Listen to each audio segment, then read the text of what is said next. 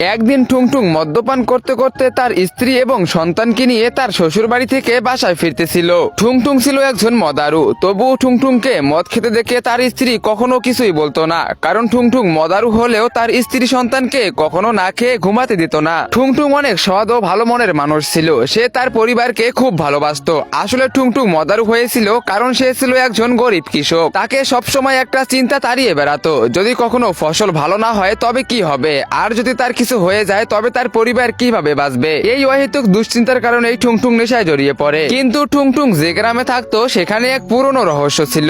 গ্রামের বাইরে একটি পুরনো হাবিলি ছিল এবং সেই বাড়ির ভিতরে রাখা ছিল এক বিশাল আয়না, যার ভিতরে কেবলমাত্র খুটখুটে অন্ধকার। গ্রামের লোকে বলতো সেই আয়না চেহারা নয়, বরং মানুষের উদ্দেশ্য দেখে এবং তার ভবিষ্যৎ দেখায়। কথিত আছে বহু বছর আগে এক ব্যক্তি যখন সেই আয়নার কাছে গিয়েছিল, আয়নাটি তাকে নিজের ভিতরে টেনে নিয়ে গেছিল। সেই থেকে বছরের পর বছর ধরে কেউ ওই বাড়িতে ঢোকার বা আয়নাতে উকি দেওয়ার মতো সাহস করতে পারেনি। কিন্তু একদিন টুংটুং সেই পুরনো হাবিলির পাশ দিয়ে নিজের ক্ষেতের দিকে যাইতেছিল। হঠাৎ তার নজর পড়ে ওই পুরনো বাড়িটির উপর। সে ভাবতে লাগলো, যদি এই হাবিলির ভিতরে থাকা আয়নাটি মানুষের ভবিষ্যতে দেখায় তবে লোকে একে এত ভয় পায় কেন।